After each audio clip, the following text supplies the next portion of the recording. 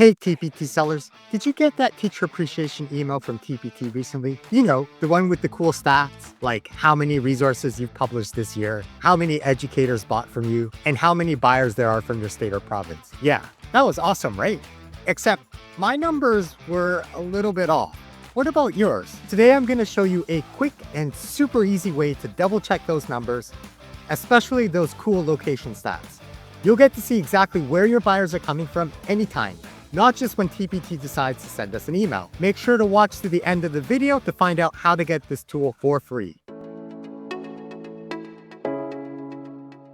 On May 2nd, 2025, TPT sent out this nice email with stats about how many educators bought from us, and specifically, how many buyers were from our home state or province. It looks like I've added 12 new resources since January, 883 educators bought a resource for me this year, 122 buyers are from my home province of Ontario, Canada, where I live, and the subject my buyers are most interested on my store is English language arts. Now, that may or may not be true. A few TPT sellers have reached out to me asking me to do a deep dive into the data in that email, so I made a Google Sheet tool to help us see the real numbers. The only thing this tool can't do is figure out the subjects your buyers are most interested in, and that's because there isn't an easy way for us to get a list of the subjects our products are tagged with. I know there's a lot of buzz in TPT land that the numbers in this email don't seem quite accurate, so let's double check the numbers, shall we? The TPT dashboard doesn't show us buyer locations at all, but the information is available to us. It's just that it's hidden behind this complicated CSV sales report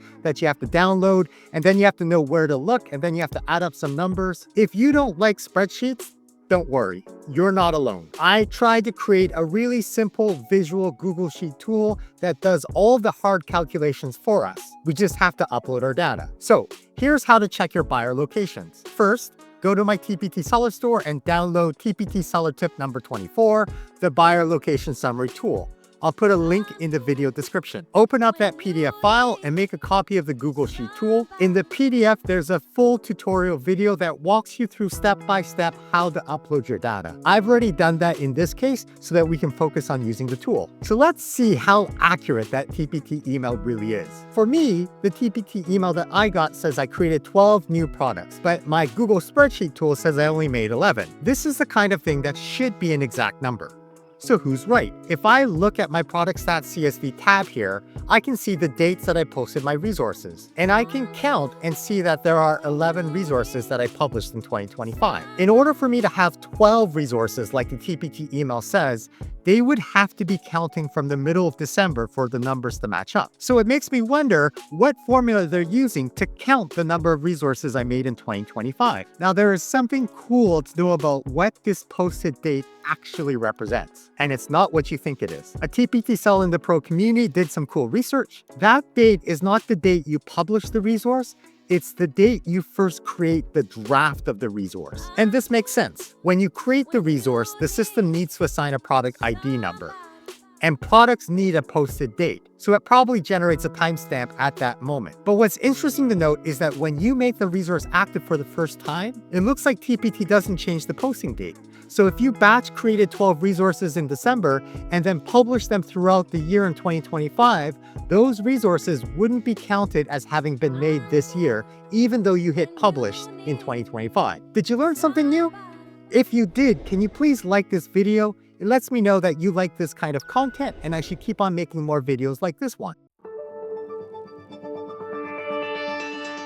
The next part looks at the number of educators who bought a resource from you this year. In my email, it looks like 883 educators bought a resource from me, but in the spreadsheet tool, it says 908 educators bought a resource from me. What's the difference? This probably has to do with the cutoff date. Right now, I have the spreadsheet tool looking at the sales data from January 1st, 2025 to May 2nd, 2025 when I received the email, but practically speaking, the marketing email was probably prepared a few days before it was sent out to the community. When I played with the end of the date, if I change it to April 27th, 2025, I end up with 884 educators who bought a resource from me. Now, when we download our sales data CSV from TPT, it includes data for the entire day.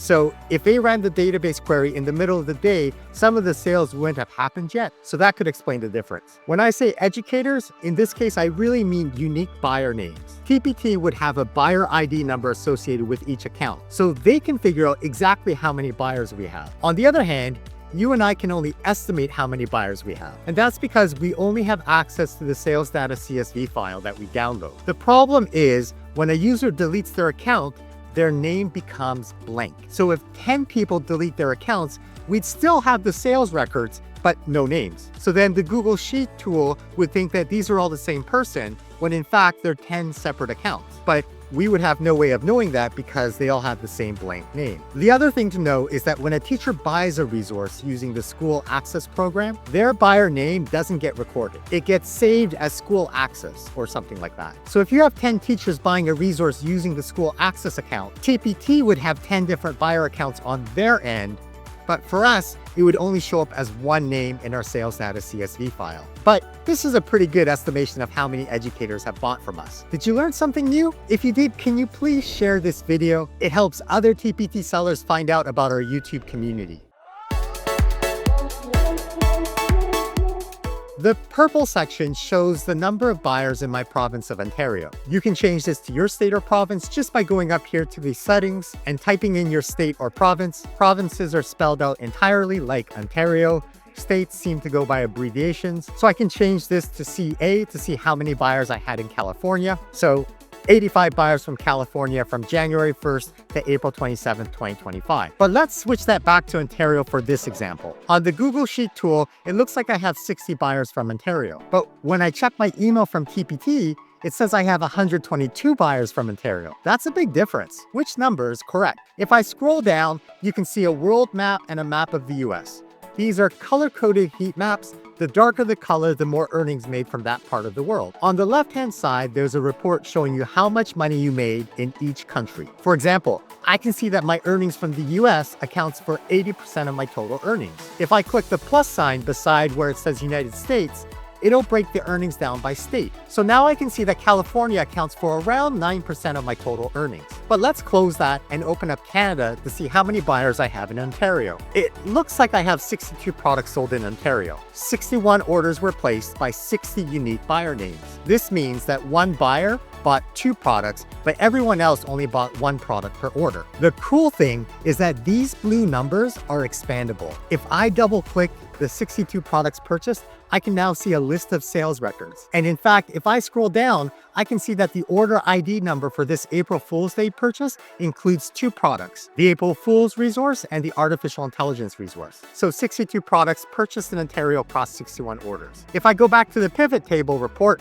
I can see there are 60 unique buyer names. And if I double click that, I can see all 60 names like this. I know what you're thinking. You're thinking, Mike, maybe there really are 122 buyers from Ontario and your spreadsheet is the one that made the error. Maybe.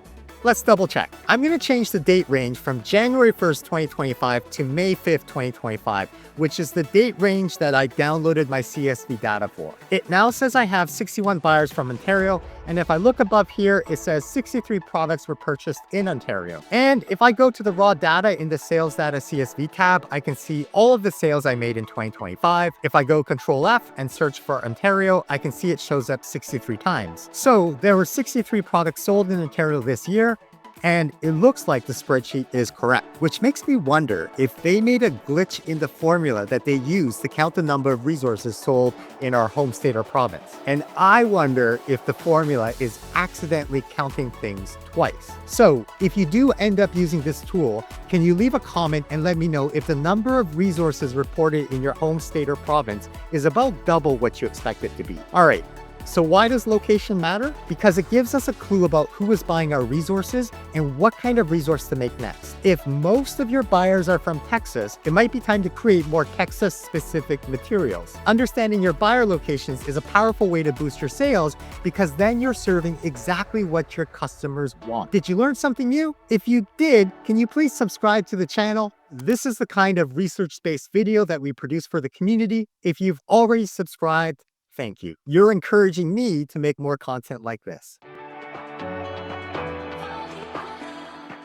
All right, At the beginning of the video, I talked about how at the end of the video, I'd show you how to get this resource for free. So here's the deal. Right now, this tool is completely free as my thank you gift to subscribers, but it's only free during TPT's current sale. After that, it'll be 20 bucks. So if you're watching this video during the week of May 6, 2025, stop the video, go grab the resource. The link is in the video description. Click it right now and just get started. If you're watching this video after the free offer ends, you may still be able to get this resource for free. If you've already purchased the Ultimate Bundle, then awesome, you already have free access to this resource. The TPT Seller Ultimate Bundle is a growing bundle of everything I post on my TPT Seller store. It doesn't include all my tools, just the ones I publish on my TPT Seller store. Go check out SEOtpreneur.com/tools to find out the difference. So what do you do if you miss the free offer and you don't have the Ultimate Bundle yet? No problem. Before I explain how to get it for free, you really should buy the TPT Seller Ultimate Bundle. It's only $17 right now. The price is slowly increasing. When I first launched it, it was only $3. The price will eventually be $1 per resource, and right now there are 24 resources in the growing bundle. It never goes on sale, so now is always the best time to buy it. But if you don't have the Ultimate Bundle and you missed the freebie, then just email me, mike@seotmindset.com. I'll send a free copy of the buyer location summary tool to the first 3 people who email me. Thanks for watching. If this helped, please leave a comment letting me know how your stats compared with the TPT email. Don't forget to grab the free tool right now while you can. The link is in the video description, and I'll see you next time. Bye for now.